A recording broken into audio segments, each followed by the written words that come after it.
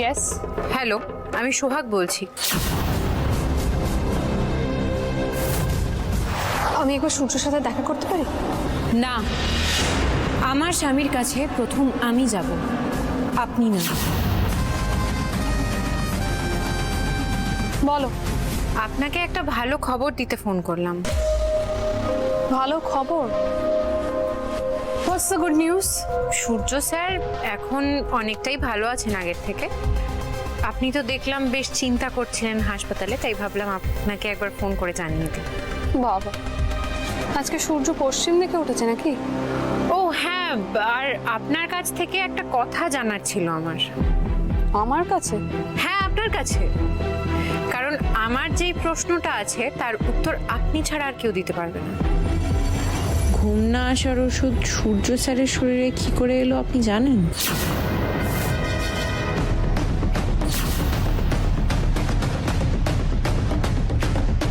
না না, খুব সাবধানে পা ফেলতে হবে। সোহাগ আমাকে ফাঁদে ফেলার চেষ্টা করছে। স্ট্রেঞ্জ, এটা আমি কি করে জানবো বলো তো? আমি কি ডক্টর? আর তুমি হঠাৎ এটা জানতেই বা চাইছো কেন?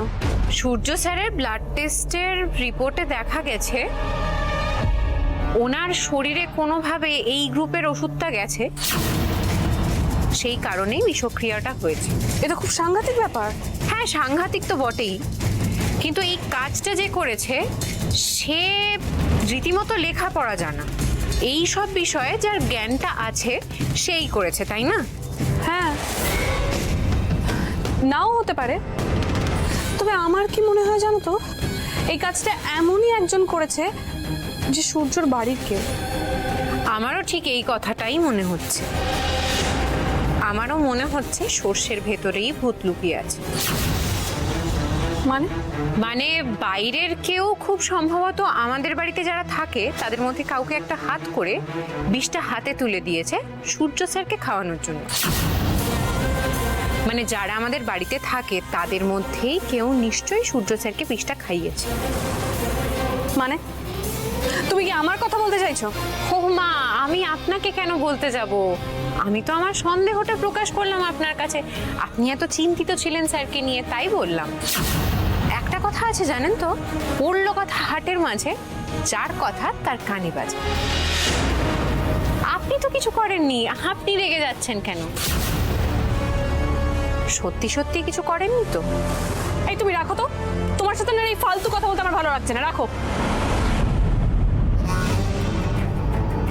জিনা দিদি বেশ ভয় পেয়ে গেছে মনে হলো। তার মানে কি আমার সন্দেহটাই ঠিক? তার মানে সোহাগের সন্দেহর তীরটা আমার দিকে। আচ্ছা, সোহাগ কোনোভাবে বুঝতে পেরে জানি তো টিয়ার সামারি অ্যাপয়েন্ট করা লোক, তাহলে তো এখন পুরো সন্দেহটা তিয়াসের উপর পড়বে। যত তাড়াতাড়ি সম্ভব তিয়াসকে বাড়ি থেকে সরিয়ে দিতে হবে। না না, তিয়াসকে এই মুহূর্তে ওখান থেকে সরানো যাবে না। তিয়াসকে ওখান থেকে সরিয়ে দিলে সোহাগ যদি 2-2 4 করে নেয়, তাহলে তো আমি ধরা পড়ে যাব। না, তিয়াস এখন যেখানে আছে ও সেখানেই থাক। কি করা যায়?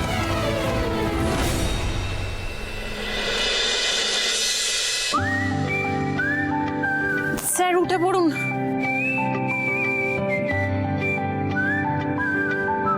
না না সোহাগ, আজকে স্পঞ্জ করতে হবে না, প্লিজ ছেড়ে দাও। স্যার আপনি না প্রচন্ড বায়না কুটে, আপনার এই বায়না নিয়ে আর পারা যাচ্ছে না। উঠুন তো, পরিষ্কার পরিচ্ছন্ন থাকতে হবে তো সুস্থ হতে গেলে। উঠুন উঠুন, আর একটা কথা আমি শুনবো না, উঠুন।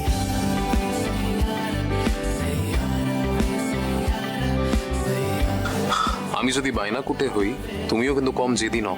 জানেনই যখন আমি জেদি, আমার জেদের সঙ্গে পারবেন না, তাহলে বায়না করেন কেন? হাতটা তুলুন, টি শার্টটা খুলে দিই।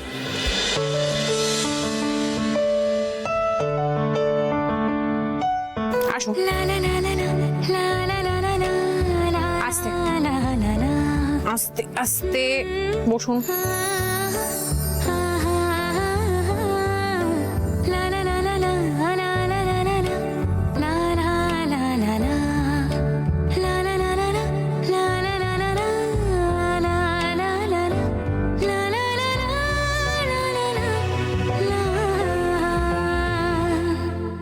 হাতটা তুলুন।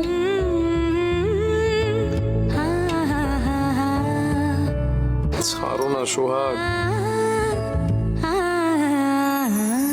এত নড়বেন না স্যার, একটু চুপটি করে বসুন না, এক্ষুনি হয়ে যাবে, দাঁড়ান। ওই এসেছে, এই হাতটা তুলুন দেখি। ঠিক আছে ঠিক আছে, কিচ্ছু হবে। গলাটা তুলুন।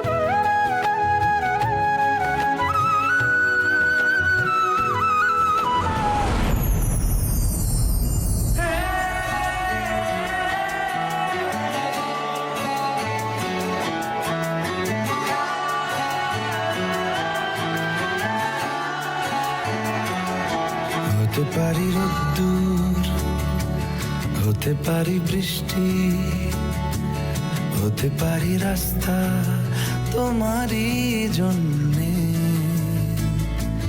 হতে সরি স্যার, আপনার লাগেনি তো? It's okay. হতে পারি ডাকনা এবার ছেড়ে দাও প্লিজ। হ্যাঁ হ্যাঁ ঠিক আছে, এই তো হয়ে গেছে। তোমারই জন্যে, হতে পারি গল্প তুমি কাছে টানলে, হতে পারি জানলা এ হাওয়া ও তোমার কারণে, শুধু তুমি চাও যদি সাজাবো আবার নদী, এসেছি চলো, উঠুন, হাজার আসুন। কারণে, হ্যাঁ শুধু বসুন। তোমারই জন্যে, উফ, হয়ে গেল তো? বিনা কারণে বায়না করছিলেন আপনি। তোমারই জন্যে। ঘাস পঞ্চ করালাম না, যুদ্ধ করলাম, বুঝতেই পারলাম না। বসুন, পা তুলে বসুন।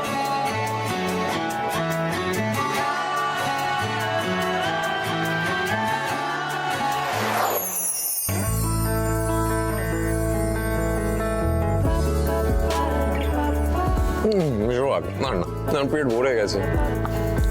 সোহাগ, তুমি তো খাইয়ে খাইয়ে আমাকে হাতি বানিয়ে দিচ্ছ। এরপরে তো আয়নায় দেখে আমি নিজেকেই চিনতে পারবো না। ঠিক পারবেন চিনতে। খেয়ে নিন খেয়ে নিন। আর আমি নিজের ইচ্ছে কিছু করছি না স্যার, ডাক্তারবাবু যেভাবে বলেছেন আমি সেভাবেই আপনাকে দিচ্ছি। খেয়ে নিন। প্লিজ সোহাগ, প্লিজ ছেড়ে দাও।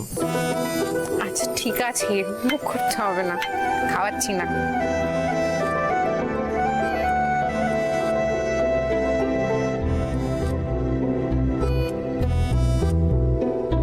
দেখি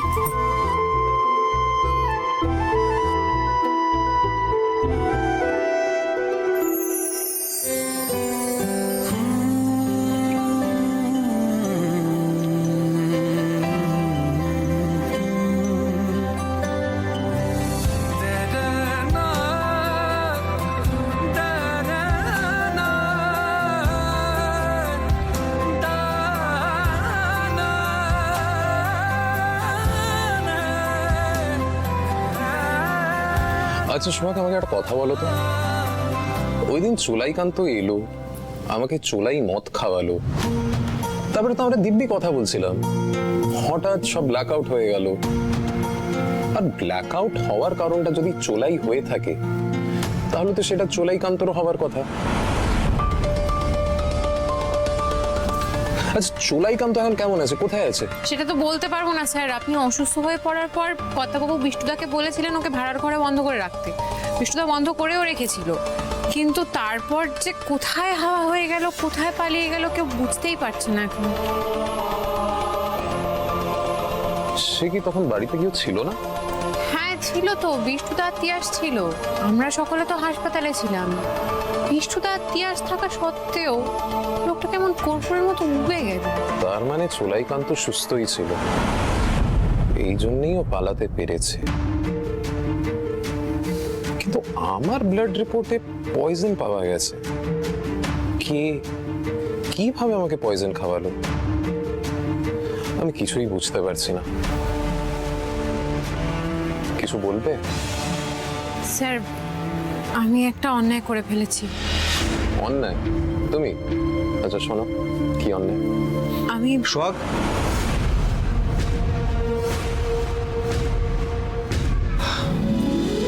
দেখিস মিতা, এই এসো এসো ভেতরে এসো। বিবেকটা কেমন আছে এখন? বিবেক আগের থেকে এখন অনেক ভালো আছে। সূর্যদা কেমন আছো বলো? কেমন দেখতে পাচ্ছ তুমি আমাকে? কম করে আমার 10 কেজি ওজন বাড়িয়ে দিয়েছে সোহাগ। আমি তখন নিজেই বুঝতে পারছি না আমি নার্সিং হোমে আছি কি বাড়িতে আছি। যেইভাবে দিনরাত সোহাগ আমার নার্সিং করা শুরু করেছে না, কিছুই বুঝতে পারছি না। তাহলে বলো কেমন ভাগ্য করে বউ পেয়েছো? সোহাগ, শোন না, একটু তোর সঙ্গে কথা আছে। মিতা তুমি বসো না, তুমি বসো, আমি আসছি বাইরে। ঠিক আছে। নাও বসো। বিবেক কি করছে? বিবেক এখন বাড়িতেই আছে। ওই বললো সূর্যদাকে দেখে আসার জন্য, মানে তোমার বন্ধু। আচ্ছা, তোর কি মাথা খারাপ হয়ে গেছে? কেন বলুন তো? না, আমি গিয়ে না পড়লে তো তুই এতক্ষণে সূর্যকে বলে দিতিস যে তুই সূর্য দুধে কবিরাজি ওষুধ মিশিয়েছিস। হ্যাঁ বলতে তো যাচ্ছিলাম, আমি তো সত্যি অন্যায় করেছি কর্তাবাবু। না, অন্যায় করতে যাবি কেন? তুই তো কবিরাজি ওষুধ মিশিয়েছিস, ভালোর জন্যই তো করেছিস, তাতে তো বিষক্রিয়া হওয়ার কথা নয়। সেটাই বলে দিতে যাচ্ছিলাম যে আমি ওষুধটা মিশিয়েছিলাম, কিন্তু তার থেকে বিষক্রিয়া হয়নি। আরে বাবা, সেটা বলারই বা কি দরকার ছিল? একবার বলে দিলে কি হবে বলতো? তুই ভালোর জন্য যখন পরে কোনো ওষুধ মেশাবি, তখন ও সন্দেহ করবে যে নেশা কাটানোর জন্য কোনো ওষুধ দেওয়া হচ্ছে ওকে। তুই বুঝতে পারছিস না কেন? সেটা কি ঠিক হবে? হ্যাঁ এটা তো ঠিক, আমি না এটা একদম ভেবে দেখিনি। যাকে আমি তোকে বারণ করে দিলাম, দুধে কবিরাজি ওষুধ মেশানোর ব্যাপারটা তুই কিন্তু কিছুতেই সূর্যকে বলবি না। কিন্তু কর্তাবাবু আমি না হয় নাই বললাম, বাড়ির সকলেই তো জেনে গেছে আমি ওষুধটা মিশিয়েছিলাম, কেউ তো নিশ্চয়ই বলে দেবে। সে যখন বলবে তখন দেখা যাবে, তো এখন তো চুপ করে।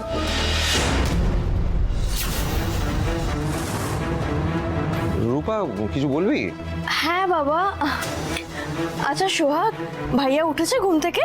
হ্যাঁ উঠে পড়েছেন। ওকে, তাহলে আমি গিয়ে ভাইয়াকে জুসটা খাইয়ে দিয়ে আসি। কিসের জুস? আসলে বাবা আমি না স্বাস্থ্য সমাচারে দেখছিলাম বিটরুট আর আদার জুস খেলে শরীরের স্ট্রেংথ বাড়ে, এনার্জি বাড়ে। ভাইয়া তো এখন ভীষণ উইক হয়ে আছে, তাই ভাবলাম ভাইয়াকে জুসটা খাইয়ে দিয়ে আসি। থাক রূপা দিদি, এখন ওনাকে জুস দেওয়া যাবে না। মানে আমি কি দেব না দেব সেটা আমাকে তুমি বলে দেবে? তোমার মর্জি মতো আমাকে জুস খাওয়াতে হবে? না না, আমার মর্জির কথা বলছি না, আসলে উনি এক্ষুনি দুধ কর্নফ্লেক্স এসব খেয়েছেন, তো এখন এই জুসটা খেলে যদি বমি করে ফেলেন, এমনি তো শরীরটা দুর্বল, বুঝতেই পারছেন। না, ও তো ঠিকই বলেছে, এখন এসব দেবার একেবারেই কোনো দরকার নেই, পরে দেখা যাবে। ওকে, দেব না, আমারই ভুল হয়েছে বানানো, শুধু শুধু কষ্ট করে বানালাম।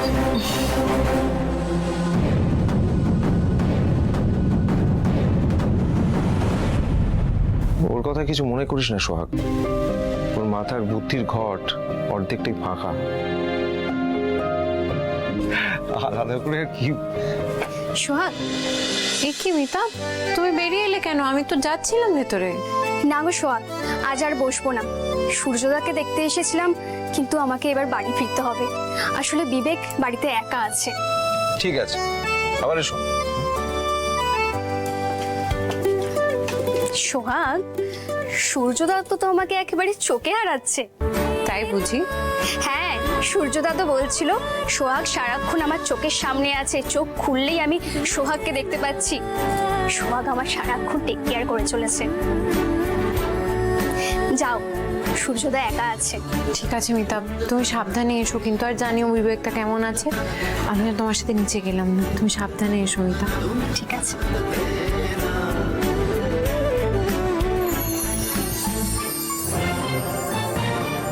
ও বৌদি, তুমি এরকম তাড়াহুড়া করে খাইতেছো কেন? হ্যাঁ, দাঁড়াও, আমি ডাল হয়ে গেছে, আমি ডালটা লয়ে আসি। লাল সবাই নামিয়ে সব গরম আছে, গরম জিনিস খাওয়ার সময় নেই আমার। তুমি এত তাড়াহুড়ো করতেছো কেন কৌদি? গিজারটা চালিয়ে এসে জলটা এতক্ষণে গরম হয়ে গেছে, সূর্য থেকে স্নান করা যাবে। দাঁড়াও দাঁড়াও দাঁড়াও, কইতাছি ধীরে সুস্থে খাও, কোনো কথা যদি আমার শুনে থাকো তুমি।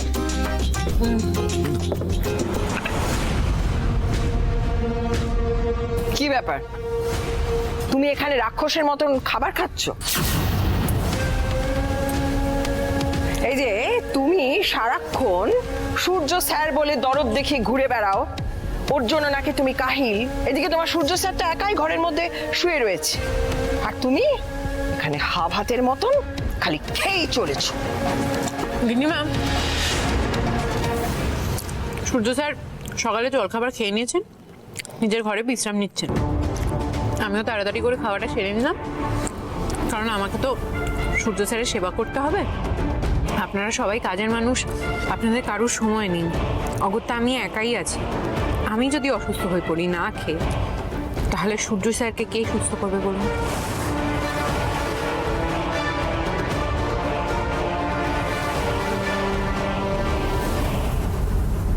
তুমি এখানে দাঁড়িয়ে আছো কি? আমি কি আমার কফিটা নিজেই বানিয়ে নেবো তাহলে? না না গিন্নিমা, আমি বানাইতেছি, এক্ষুনি আনতেছি।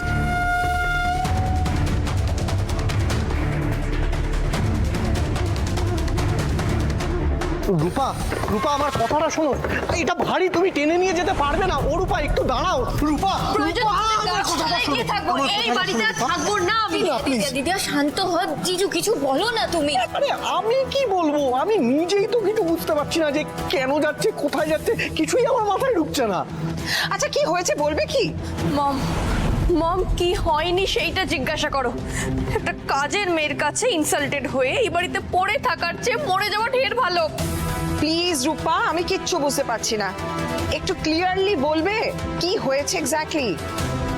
মম, আমি বলছি, দিদিয়া দাদাইকে বিটরুটের জুস খাওয়াতে গেছিল, সোহাগ সেটা অ্যালাউ করেনি। হোয়াট? হ্যাঁ মম, সোহাগ সন্দেহ করছে যে আমি নাকি ভাইয়াকে পয়জন খাইয়েছি। কি? সোহাগ নিজে মুখে কথা বলেছে তোমায়? না, নিজে মুখে বলেনি, কিন্তু সোহাগ ওর বিহেভিয়ারে সেটাই বুঝিয়ে দিয়েছে। আর জানো মম, ওখানে বাবাও দাঁড়িয়েছিল, বাবাও সোহাগকেই সাপোর্ট করলো। ড্যাড আবার কি করলো? বাবা যেটা করে থাকে সেটাই করেছে, নিজের মেয়েকে পায়ে ঠেলে পরের মেয়েকে মাথায় তুলেছে। বুঝেছি, অ্যাজ ইউজুয়াল সোহাগকে নিয়ে পড়েছো তোমরা। ঠিকই ধরেছো, তবে আমরা সোহাগকে নিয়ে পড়িনি, তুমি পড়তে বাধ্য করেছো। রূপা সূর্যর জন্য জুস নিয়ে গেছি, ওই সোহাগের এত অডাসিটি হয় কি করে যে ও রূপাকে বাধা দেয়? এর মধ্যে অডাসিটি কোনো ব্যাপার নেই ময়ূরাকি। সূর্য সবেমাত্র ব্রেকফাস্ট করেছিল, তারপর এই জুসটা খেলে ওর শরীর খারাপ হতো, ওর বমি হতে পারতো, সেই জন্য সোহাগ বারণ করেছে। এর মধ্যে অডাসিটি কোনো ব্যাপার নেই। ইটস ওকে বাবা, সোহাগ যা করেছে একদম ঠিক করেছে। তুমি থাকো তোমার সোহাগকে নিয়ে, আমি চললাম। কি কেউ বাধা দিচ্ছে না কেন? দিদি, দিদিয়া, রূপা প্লিজ যেও না, রূপা প্লিজ যেও না, একবার কথাটা শোনো আমার, যেও না রূপা। রূপা দাঁড়া, পাগলামি করিস না, ঘরে যা। বেশ, আমি থাকতে পারি এখানে, তবে আমার একটা শর্ত আছে। কি শর্ত? সোহাগকে আমার কাছে ক্ষমা চাইতে হবে।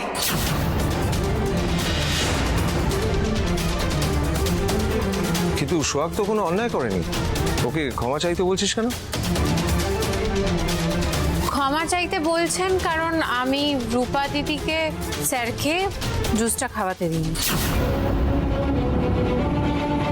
স্ট্রেঞ্জ, তুই কি আজকাল আমাদের সমস্ত কথাবার্তা আড়ি পেতে শুনছো নাকি?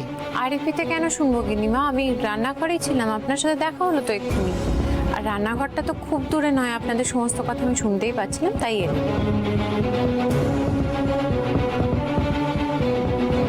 রূপা দিদি, আপনার যদি মনে হয় আমি খুব বড় অন্যায় করে ফেলেছি, আমি ক্ষমা চাইতেই পারি আপনার কাছে, আমার কোনো অসুবিধে নেই। কিন্তু আমারও একটা শর্ত আছে। শর্ত? তোমার আবার কি শর্ত? আজ থেকে সূর্য স্যারের সমস্ত দেখাশোনার ভার আপনাকে নিতে হবে।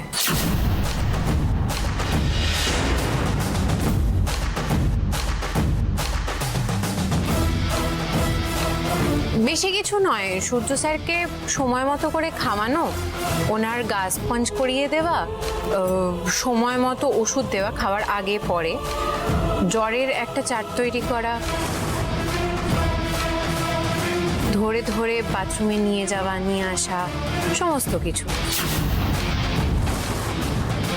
ও বাবা, কি কেলো। এই শোনো, তুমি যেই কাজগুলোর কথা বলে না, সেই কাজগুলো টাকা দিলে লোকের অভাব হয় না, বুঝেছো? অনেক লোক পাওয়া যায়, কাজের লোক পাওয়া যায় সেই কাজগুলো করার জন্য। তা পাওয়া যাবে, কিন্তু সূর্য কি এই অবস্থায় বাইরের কারোর কাছে সেবা নিতে রাজি হবে? সেক্ষেত্রে আমার মনে হয় রূপা, তুই বরং সোহাগের শর্তে রাজি হয়ে যা। সোহাগ তোর কাছে ক্ষমা চেয়ে নিক, আর তার বদলে তুই তোর ভাই আর সমস্ত রকমের সেবা যত্ন যা যা করার আছে সব কর।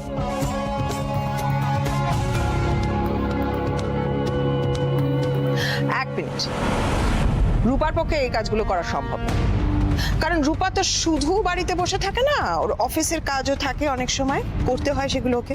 ও তাহলে তো মিটেই গেল। রূপা যখন শর্তটা মানতে পারছে না, তখন সোহাগের আর ওর কাছে ক্ষমা চাওয়ার কোনো প্রয়োজন নেই, তাই না?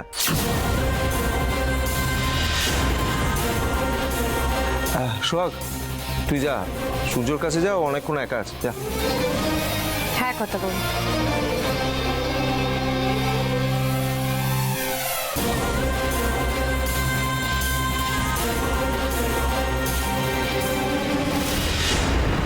কি বলছো? সোহাগ আমাকে সন্দেহ করছে? আরে ওর কথাবার্তা শুনে তো আবার তাই মনে হচ্ছে। হ্যাঁ Tiyas, you have to be very careful. তোমাকে খুব সাবধানে এখন পা ফেলতে হবে।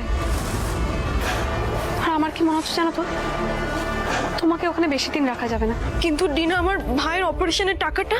আরে দূর বাবা, আমি যখন তোমাকে কমিট করেছি আমি তো বলেছি তোমার ভাইয়ের অপারেশনের টাকা দিয়ে দেবো। এই কথাটা নিয়ে কেন এত টেনশন করছো? সরি ডিনা, আসলে সবসময় মাথার মধ্যে ভাইয়ের অপারেশনের চিন্তাটা ঘুরে, তো তাই আমি বলে ফেলেছি। তুমি একদম চিন্তা করো না, আমি একদম ধরা পড়বো না। আর যদিও বা ধরা পড়ে যাই, তোমার নাম আমি আনবো না, আই প্রমিস। Hello hello,